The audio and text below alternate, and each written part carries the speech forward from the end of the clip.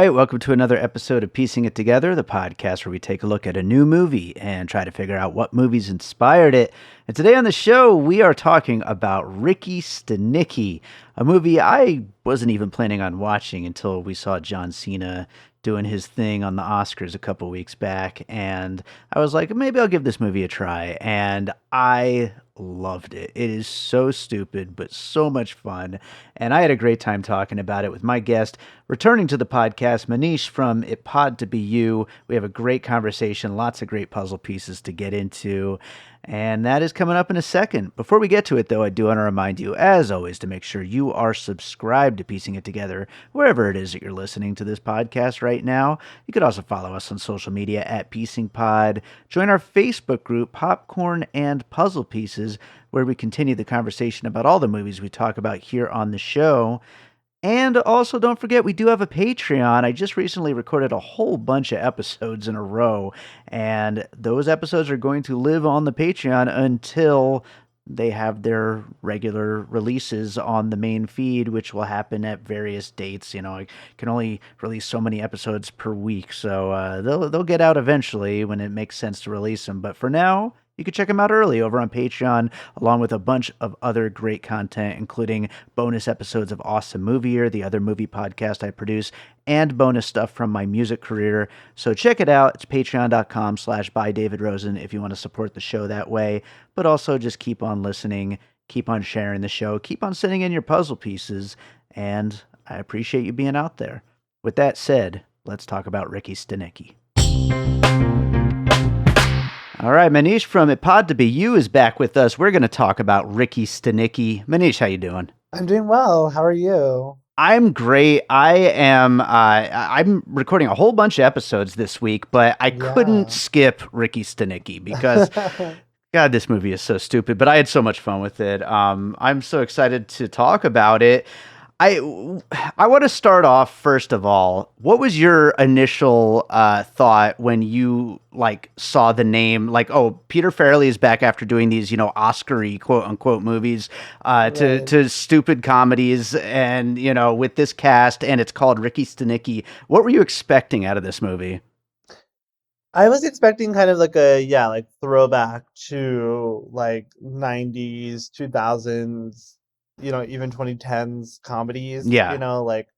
Something along the lines of what Seth Rogen and his, group would do together. And I didn't really know, I hadn't really heard of this movie. It was one of those movies where I was like, oh yeah, I'm hearing oh yeah, there's this movie with Zac Efron and John Cena. I'm like, great, can't wait to watch it next year. And then I'm finding, oh no, it's actually on Amazon Prime right now, and it's I feel in this post pandemic, movies are just being made, and I have no idea they're happening. Yeah. And then all of a sudden there's a I don't even know if I watch trailers anymore unless I'm in a movie theater. Sure. So I'm wait, where did this come from? Who, when did they write this? When did they edit this? Yeah. I didn't even know for sure if it was real or if it was a Super Bowl thing when I first heard about it. Yeah, exactly. Well, yeah, I mean, the timing lined up. That's that's the thing nowadays where there's Super Bowl commercials are being advertised like movies and getting name brand talent and stuff. So yeah, it was definitely a surprise. And I think I first heard about it is because someone was there are just so many dick jokes in this movie, and I was well, we were doing dick jokes in 2024. That's wild to me, and not in a bad way, but just I couldn't believe that something like this could be made these days. Absolutely, and I think that's another thing we should briefly mention before we start getting into puzzle pieces for Ricky Stanicky, and hopefully, we don't step on any pieces here because I know I might have one of these coming up. But last year we did have No Hard Feelings, Cocaine Bear, Joyride, and Bottoms. So we are kind of in a resurgence of this stuff, and for sure. But we've been seeing them in theaters again, which is crazy because you're right. This is the kind of movie that just gets dumped onto streaming, and then we find out about it at some point.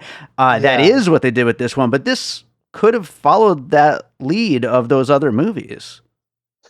Yeah, something's been in the air for the last 2 years where maybe it's just the pandemic slump of no one's really working anymore is kind of now over, where I'm feeling a very strong sense of like movies are back, Yeah, and yeah, like I know that's become such a cliche of like saying like we're so back and whatever, but like I just been feeling that like there's definitely like a hunger from audiences and from filmmakers to like make movies that are not just like I don't like to be the guy that's like, there's just so many like superhero movies out there. Like every movie has to be like $200 million, like sure, three sure. hours long. Like I don't agree that that's all that we're getting, but like they're definitely.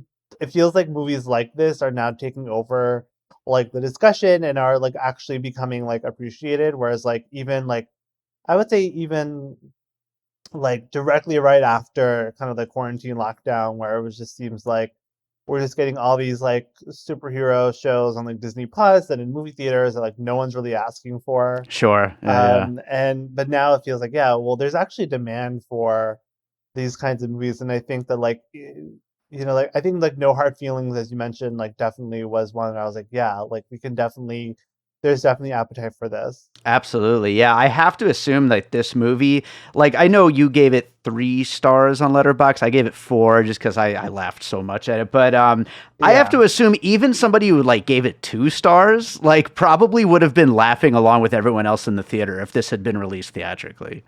I think one of the reasons why I kind of ranked it a little lower is that I think that I was thinking after when I was kind of thinking about the movie being like if I had seen this in the theater, I would have been laughing my head off like Yeah. just because of that energy. And like watching it at home when I'm like, getting like food delivery and like I was Yeah. watching like turn my dishwasher on and it's hard to like get in that headspace and like Sure.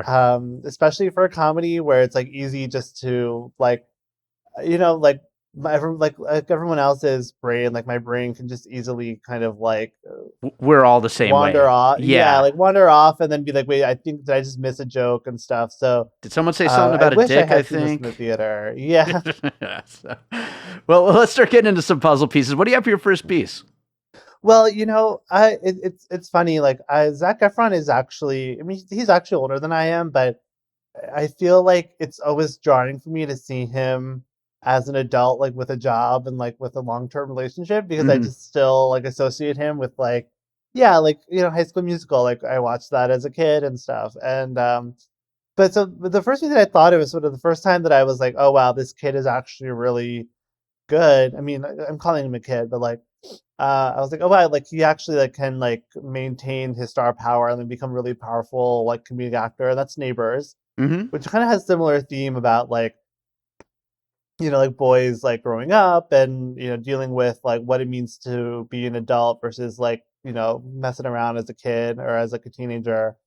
That was the first like comedy movie that I saw with him that felt like he's actually a really like strong comedic actor and can like go toe to toe with someone who has more experience and more credibility, quote unquote, in the genre. And I felt like he did that with Seth Rogen and Rose Byrne in Neighbors, and I think he definitely did it again in this movie with John Cena. So that I mean, it's kind of an obvious thing because it's the connection between the Zac Efron connection, but definitely that was the first movie I thought of. I think that's a great one to include. And yeah, I mean, Nicholas Stoller's really kind of taking the Judd Apatow ball and rolling with it. Like, obviously they worked together earlier in their career, but now he's doing his own stuff. But Yeah, yeah, I mean, it definitely gets that whole the man child thing and, some real genuine emotion between these characters throughout the movie, even if it is filled with, all kinds of raunchy humor and all that stuff.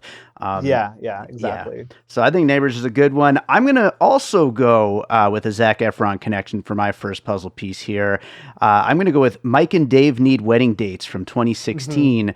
Yeah, This was Zac Efron and Adam Devine as two guys who need wedding dates, and they put an ad online for dates and end up with these two completely insane party girls played by Anna Kendrick and Aubrey Plaza, and very much like these three guys trying to find an actor to stand in for Ricky Stanicky, this made up character that they have told all their family members about throughout the years.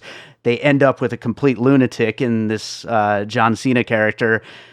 It's kind of exactly like what's going on with Mike and Dave Need Wedding Dates, with what happens once they get these girls to end up being their dates, and the girls just completely throw everything off the deep end. And it's a really fun movie. It's funny, before this podcast, I was looking it up on Letterboxd, and God, do people hate that movie? But I remember it being pretty funny. yeah. I mean, I feel like all three of these movies are the ones that like need some time to marinate and to like I'm excited to watch Ricky Stanicky again because I feel like it would be a lot funnier, and I think I would like enjoy it. I mean, I enjoyed it a lot. Yeah, But I think the like comedies especially, sometimes you just need to like I don't know, I don't really trust reviews for comedies sometimes I because know. humor is so Yeah. subjective and like sometimes like you're like I kind of like that this joke is stupid. Like that's like I was Yeah. like I don't think the filmmakers are trying to get away with anything. Exactly, exactly. Yeah, you're absolutely right. Comedy is so subjective that it's just like it's impossible for one person to say that it's not good and then to know what you're going to think going into it. So, Yeah, yeah, yeah. it's really difficult with comedies. But let's go to another piece. What do you got next? So this one's kind of random, but I thought of the Brady Bunch, the show, Okay. because of like Jan Brady had this like I don't know how famous he is, but it's like one of those like iconic moments of the Brady Bunch of like George Glass, her fake boyfriend, and then he turns out like there's actually a kid that's with that name, and so he like comes like like she's pretending to have this boyfriend and then like someone shows up and like I think I don't really remember the episode that well, but like George Glass is always like for me he's like the poster boy of like the fake person that actually can become real. Hmm. And so I thought of that, well, just like the concept in general of like here's like someone that's like fake that Sure. like there's a like it's like a trope in a lot of like romance movies or like a lot of teen comedies too of like my girlfriend in Canada and stuff like that, and like how, so that's sort of like that whole concept is what I thought of, and like George Glass to me is always like the most famous example. I don't know if you remember in Bridesmaids, but that was also Kristen Wiig's fake boyfriend's name Right. when she's trying to like. I think she's getting dumped by John Hamm, and she's like, "Oh, I'm dating someone else," and she calls him George Glass or something like that. So, like, to me, he'll like George Glass will always be the like, because I think also like Jan Brady like sees a glass, and Yeah. that's where the name comes from. Like, it's one Yeah. of those things. So, that to me is what that came to mind with this sort of this idea of this like fake person that's always just out of sight. Yeah, that's a great one. And like a movie about a fake character or show or whatever is going to live and die by the name of that character. Like it's got to Yeah, be yeah. just right that you don't believe it, but you also could believe it. And yeah, I think these are both really great examples of that. So yeah, that's a good one. I feel like we got to at least have one Farrelly Brothers movie For on the sure. list. Yeah, I yeah. I went. I don't know if you have one, but I went with Hall Pass. As far as a bunch of adult man children who are looking to kind of get away from their responsibilities with their wives and their families, Yeah, and yeah, yeah. live out their glory days, the whole thing, and it looks so exhausting, honestly. I mean, I'm 43. I don't know how old you are, but the idea of getting away and doing all that stuff, I'm just like, I just want to stay home and watch movies. But Hall Pass seems like a good example of a fairly project going in that kind of direction. Yeah, yeah. I mean, I definitely thought of them as well. I mean, it's like, I was thinking more of like there's something about Mary, Hmm. just like the classic one of just like, just like a bunch of guys just kind of causing trouble, Yeah. with each other and like there's like a sweetness to it. I haven't seen Hall Pass, so maybe this is it. Maybe this is true for that movie as well, but I feel like there's something about Mary, like among all the gross out humor and all like the stupid jokes and like the, like quote unquote problematic whatever parts of it, like I roll at that, but like there's like a sweetness to their movies. Like I think Yeah. that's why like when they go on to make a movie like Green Book, I know it's just one, but what I feel like when they kind of turn that sensibility towards like a more serious movie, then like I'm not surprised that that kind of can like win you over in some way because like they're so sweet and they're very like they have that like endearing quality to them. Yeah. So yeah, and like I think there's something about Mary is at its heart just a very sweet romance, even with all the like packaging. So yeah, I went in that direction with them. Yeah, no, that's a good one to include too. And yeah, I mean, that is something that they've always been really great about is combining that, the sweet relationships, sweet characters.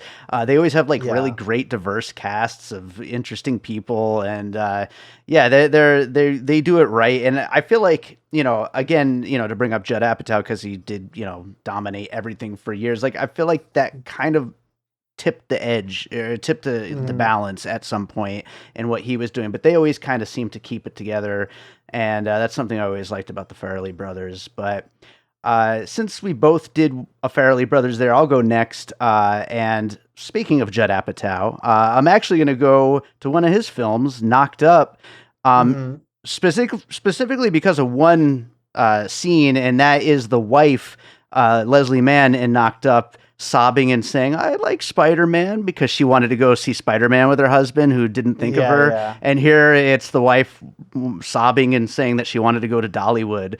And that's like an obvious, nod, I think. I think that's an homage to that scene completely. Yeah, that was it was so funny to me, that part, the Dollywood part of it, because like I like I just like found it so like heartbreaking, just because I'm like, that is so selfish that you would like not even think to ask your partner, Yeah. not to like, and like for something maybe like, okay, yeah, seeing some like stupid band in Atlantic City, yeah, like I don't know that band, maybe they're really good or popular, but I'm like, that seems like very much like like a niche thing, but like I'm like, Dollywood, like who doesn't love Dolly Parton, And Yeah. it's also like a very like feminine coded thing, so Yeah, but sure. I don't know, whatever.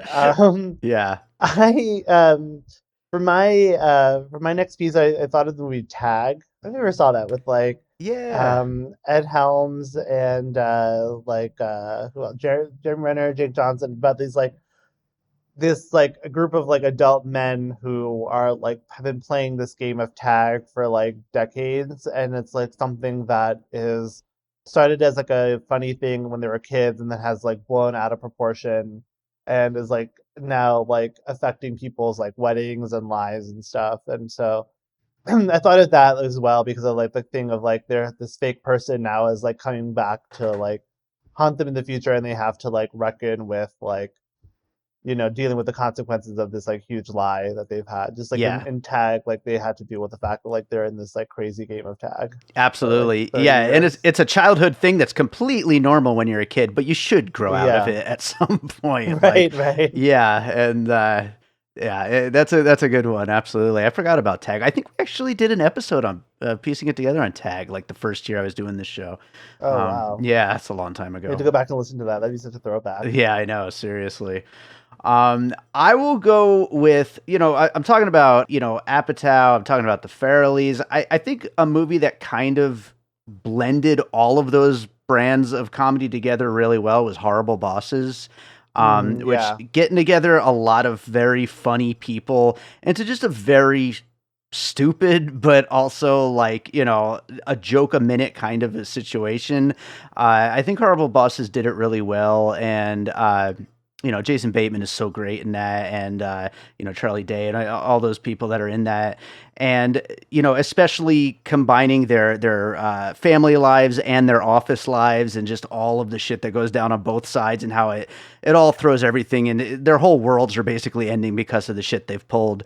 Yeah, I, yeah. I think Horrible Bosses is a good one to go with. Yeah, that's a really good movie, I think. Yeah, yeah, I think that movie's really, really funny, and really, I mean, like I distinctly remember seeing that in theaters, like when it came out, and just being like, just like it was such a wild movie. it is. It's insane. It's very insane, and I think it blends all that together really well. All those kinds of Yeah, styles of yeah, comedies. So, for sure, for sure. what do you got next? Next I got like, well, I was thinking about like the wedding date, like specifically, but in general, like again, like the concept of like hiring someone to pretend to be someone else, like at a family function or like at like an important party, and like kind of that stress about like can they like pull it off or not. Sure. And in the wedding date, it's like Deborah Messing hires, I believe, like an escort to pretend to be her date to her sister's wedding, and in this movie is Ricky Stanicky being hired, or like the actor Iran, to play Ricky at like the brie. And so just like, and even like in the wedding, like I feel like in these types of movies, it's always like the guy that gets hired is always like really good Yeah. and like is very charming, and you're and just like everyone like kind of flocks to them. And there's always that one person, like the mother-in-law, who's like very doubtful and suspicious. So uh, having to that like I think that that scene is one of my favorite parts of the movie, especially like kind of seeing like how much John Cena's character like really like did his homework and like do his homework and like really like commit to the bit. Sure. So I thought that was really, and like I think like in movies like that, it's always fun when there's that moment of like they're like, oh my god, we're gonna get caught, and that person like completely like surprises everyone and just like nails the part. Yeah, it's a trope that it is really good at balancing. You want them to get caught, but you also want them to succeed Yeah, at the same time right, because, right. it is the heroes of the situation. But I remember like a year ago, we always do our trailer episodes of piecing it together at the beginning of each Yeah, month, and I remember there was like three movies in one month. It was like a June or July, something like that, that all had the fake boyfriend or girlfriend at a yeah, party. yeah. Like it is a popular thing, and so it makes sense that it would be ripe for a R-rated, ridiculous, over the top version. So Did you ever once consider that somehow like Ricky like had manifested from their imagination? Because like there was that's a brief great. part like when he's like when they're in like the storage closet at the office and he's like showing him the like driver's license and he's like, I am Ricky, don't call me by my and I was like, wait, is this like gonna turn into some like mystical, like magical realism, like kind of like supernatural comedy I where love like, that. and I was like kind of hoping I think that like deflated the last act for me a little because I was like, wait, I would love that they just like he just manifested himself and met them like when they needed him most. That's You know? amazing. That's amazing because when we meet him, he is just so like down and out. Like, we meet him Yeah, and yeah. he's drinking beer off of the floor, and like he's Yeah, is yeah. just, and then he creates this entire life for himself, which there's just simply no way that any of that would work out, and it just Right. does. So you could see how it would lean into magical realism. But yeah, I love Yeah. that would have been a fun way for this whole thing to go, though. That's great. So you know what? I was actually just talking about a Jason Bateman movie with horrible bosses, but the show Ozark is mentioned in this movie. Yeah. Yeah, he says he feels like he's Jason Bateman in every episode of Ozark, and really, it's a great pull because like the way that he's just constantly trying to get his head above water because every single thing leads to another issue. And anytime they think that they're going to get out of this whole Ricky Stanicky situation, like three more things pop up that they got to deal with. And it really does feel like an episode of Ozark. So I wanted to include it on the list here. And, that is a show that, like, it keeps that tension going nonstop through the entire series, and it just never feels like they're ever going to get out of that situation. And Ricky Stanicky, I think, does a pretty good job of, like, it's obviously a comedy first, but it does feel like there's no way they're ever going to, get to a conclusion of any of this. But they Yeah. eventually wrap it up. They get there. Yeah.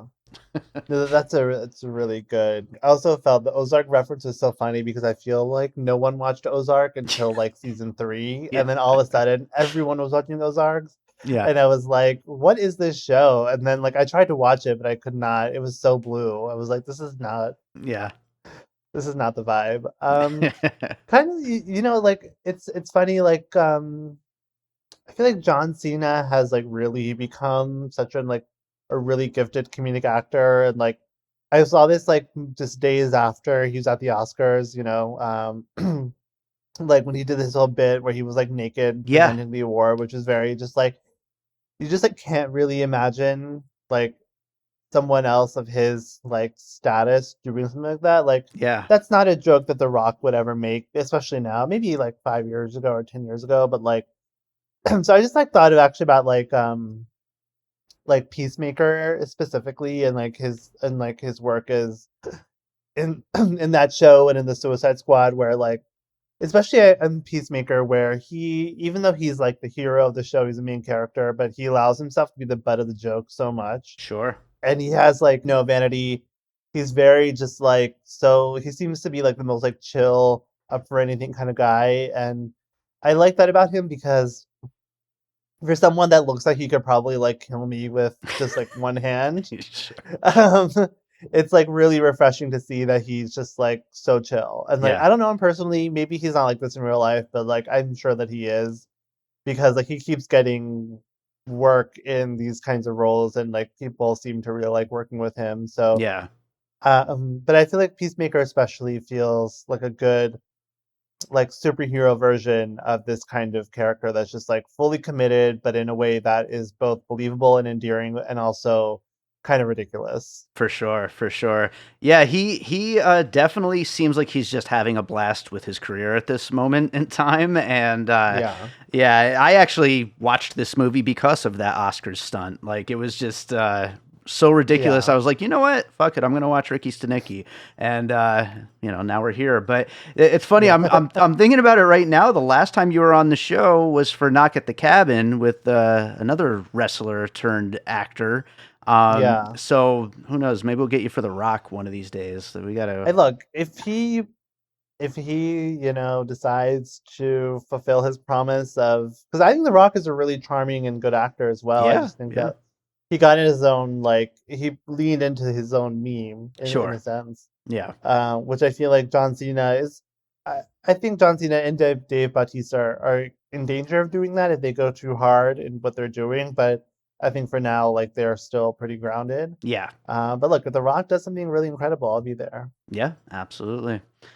Well, I will go. Speaking of Cena, when we first meet him, he is performing X-rated parody songs of popular music, and Yeah. it definitely feels like a play out of the Dan Band's playbook, as made famous in Old School, the Todd Phillips comedy. Yeah, yeah. So Todd Phillips is another name, along with some of the others we've been mentioning, that goes right along with the Farrellys and that whole brand of just man children idiot comedies, but that also have a lot of heart behind them as well. But especially because of John Cena's musical performance there, which is fucking hilarious. It's so good, and maybe the best part of the movie, honestly. But it's so stupid. Yeah, yeah.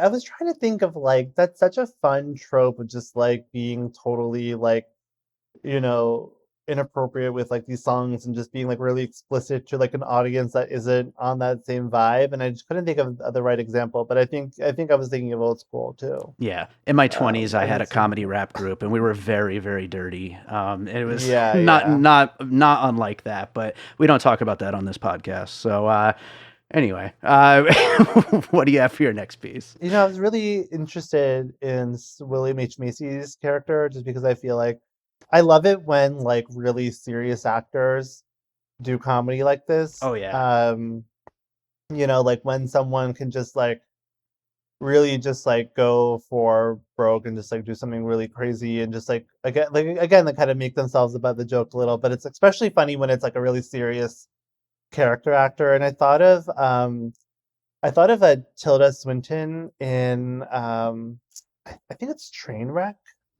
also with John Cena, where she's like totally unrecognizable. Like if you look at her, I mean, this was back in 2015, so like Tilda Swinton like wasn't. I mean, she's obviously very popular, but like she wasn't like a global like like I didn't really know of her range in terms of like doing comedy sure. at this point in 2015. So like for her to like be in like she plays like a magazine editor, like very Devil Wears Prada, but just like the most like ridiculous look, almost unrecognizable the way that they style her hair and like do her makeup. Like I knew her at the time as like like George Clooney's Michael Clayton. I knew her in like doing like I'm Love, the Hmm. Italian movie and stuff like that. Like I knew as a very serious actress. Like we did talk about Kevin, of course. I never really saw her do comedy like this, and I never saw her like really disappear into a character. So again, like that same kind of like vibe of like really serious actors just like being totally stupid and silly. Like I love the bit of his what do they call like the jerk off?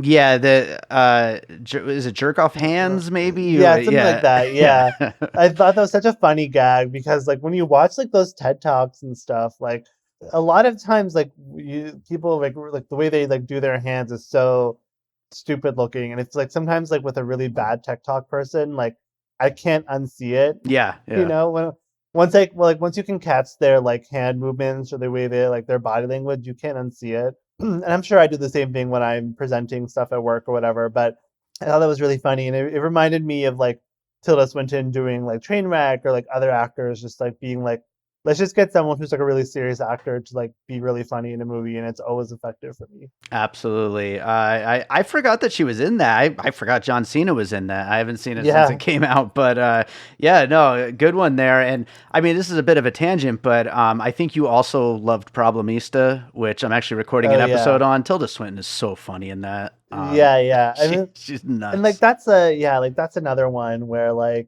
you're just like, wow. I mean, I know people love when like comedic actors do serious movies, but I love it when serious actors do comedic movies. Oh I feel yeah, like the way they commit to it is just so different, because like they really just like really dig their heels in, and like really like Ryan Gosling and Margot Robbie both in Barbie, just like sure. the way they both just like totally commit to the roles, no matter how like ludicrous, they're being. Yeah, I mean, her a little less so, but like I mean, she does some like pretty funny stuff in that movie too. But sure. or like her and like Harley Quinn, or as Harley Quinn, like it's just so fun to see them really commit. Or like Leonardo DiCaprio in The Wolf of Wall Street, like Sure. it's just really like they really bring their all to this like stupid stuff, and it's really funny. Yeah, I have to assume you get the script and you see what you're going to be doing, and it must just be like, hell yeah, let's Yeah, play. yeah, You exactly. know, let's have some fun. So Right, yeah. right.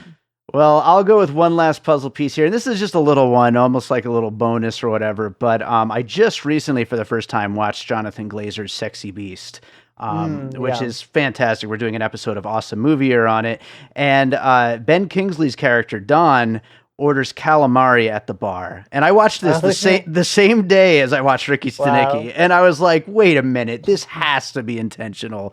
That Ricky Stanicky's character orders calamari by itself at a bar like over and over again, and Yeah, yeah. that has to be a callback to that. I think it's a character trait of just this insanely badass, but also we do get to see him being vulnerable at times when he's alone, character that Ben Kingsley plays, and Yeah. it's a great little character bit, one of those just like weird little like quirks that you give a character, and it really makes an impression. Yeah, yeah. Totally. I mean, I love stuff like that, that just like really is like so specific, Yeah, especially for comedies, because to me, like there's something funnier than like really specific character stuff in a comedy. yeah, Like I don't know, I'm just really impressed with John Cena's performance in this movie. Like he's so sweet, and he's so, but like also a little crazy and scary, but also very sweet. yes. Um, like I really Absolutely. felt bad for him in the beginning of when they were like really like when they were like rejecting him and stuff. I was like, man, this guy just wants to be friends. Yeah, Like, absolutely. Absolutely. I would never deny having a drink with John Cena, There you honestly. go. Yeah, why would you? Right? He's a fun guy, so but Yeah. do you have any other pieces you wanted to bring up? No, I mean, you had mentioned like sort of this boom of like R-rated sex comedies, like No Hard Feelings. So Hmm. that was something that I really thought about as well. Just like, yeah, like we are in a resurgence for this, and I think, and like Anyone But You, I think is another one that really kind Sure. of plays to the same vibe of like, yeah, let's just like people want to laugh, and people want Yeah. to like laugh together, and like I really wish this movie had been in theaters. I think it would do. I don't know if it would be like a huge hit, but I think it would be. I think it would definitely get a lot of notice, and I think that like it would do well enough that like when it does come to streaming, it'd become really popular. Yeah, exactly. I mean, that's a big component of, what's Yeah. missing from streaming, direct to streaming movies. But yeah, I completely agree. Let's go down the list of puzzle pieces. We'll get into some closing thoughts here. We talked about Neighbors, Mike and Dave Need Wedding Dates, The Brady Bunch, Hall Pass, There's Something About Mary, Knocked Up, Tag, Horrible Bosses, Wedding Date, Ozark, Peacemaker, The Suicide Squad, Old School, Trainwreck, Sexy Beast, No Hard Feelings, and Anyone But You.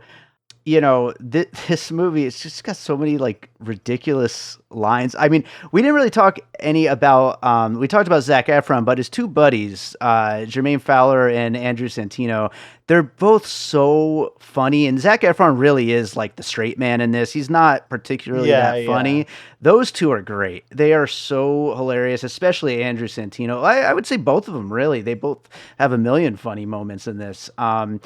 With a character as big as John Cena, it's hard to have moments, and they really Yeah. do stretch it around. And even some of the, you mentioned William H. Macy, the women who are, of course, get the least to do in a movie like this, but they still do have some funny moments in it. And some of the other like side supporting characters, there's just a lot of funny stuff going on around the whole cast. I do want to give a shout out to the actress who played the mother-in-law, Leona. I'm just trying to find her name. I thought she was really funny. She Um, knew from the get go that he was bullshit, yeah, right? yeah. Yeah, yeah. I just want to give her a shout out if I can find her name. But yeah, I felt like I agree that like I think the like there was definitely something missing with the character of Aaron, played by Lex Scott Davis, who is Zac Efron's girlfriend Uh or huh. partner. I felt like they were trying to do something, and I was like, I don't know if it got cut or if they just like didn't really put in it, or they just didn't like have enough material. But I'm like, there's a lot to like. She's has a lot to do in the movie. Like she figures it out, but off screen. Yeah. That was a little disappointing. And I agree that like a movie like this. I mean, I appreciated the queer representation. Hmm. Especially how like how it was like very unremarked upon. It was just like a part of it. Sure. That was always nice. Although it did feel a lot of that stuff felt kind of tacked on as Yeah. well. But not fine. But yeah, no, I think this movie was really well done. And I mean, I think I would only appreciate it more and more Yeah. I think I definitely would want to rewatch it for sure. Yeah, no, I would love to watch this with people. Like, we've been saying it could have done well in the theaters. I'd love to watch it at least with some friends or something. Heather Mitchell is her name. Just Okay, right on. yeah, I just wanted to give a shout out to the actress because she was really funny, and I don't think I'd seen her in anything before, or at least don't recall. She seems like one of those like random Farrelly Brothers characters, so that makes sense. I feel like with this like new trend of re-releasing movies, maybe Amazon will like strike some deal. I mean, I know they've like released movies in theaters in the past, so Yeah, yeah, I think this movie would definitely find a good crowd. yeah. I agree completely. Well, I think that does it for Ricky Stanicky. Manish, is there another movie you watched recently you'd like to recommend to our listeners? Yeah, you mentioned that I had seen Problemista, and that was going to be the movie that I mentioned at the end of the show because I think the movie's really funny. Yeah. It's stressful. It kind of has that like uncut gems, like constant anxiety thing, just because it is about like a very unsolvable problem, yeah, within our American culture. But really good movie, very funny. Starring the aforementioned Tilda Swinton and written, directed, and starring Julio Torres, who's just like a really absurdist, out there, comedian. This movie is very well directed. It has a lot of inventive visuals, and it's very just it does a really good job of like balancing sort of like this like real world problems with a very like absurdist, surrealist vibe and aesthetic. And yeah, produced by Emma Stone. And Yeah. I bring that up just because like it definitely has her like sense of humor to it as well. Like they're really good friends off screen, I think. So if you kind of like her kind of brand of just like being very absurdist and just like very jokey and very just like out there kind of comedic character work, you'll definitely like Problemista. It's quite an it's quite a like debut for this really exciting filmmaker. I know he's like famous for doing like Los Spookies on HBO and has like a lot of really funny like SNL sketches, and I believe he's the one who wrote Emma Stone's The Actress, if I recall correctly, which is Oh, like where really? she plays like the like cheated on woman in a gay porn in the SNL sketch, which is like really funny and just like very specific. Like I mentioned, I like very specific like character stuff and very specific jokes and comedy, just because like the more specific it is, like the more serious like people take it. And I think being serious is like funnier than like winking at the camera. Yeah. Yeah. Um, so definitely watch Problemista. I think it's slowly expanding to more and more theaters each week. So yeah, definitely recommend it. I think Julio Torres is definitely someone to look out for as a filmmaker and comedic voice. Totally agree. Loved that movie. And yeah, we will actually be recording an episode on it. So keep an eye out for that. But Manish, where can people find you and your podcast?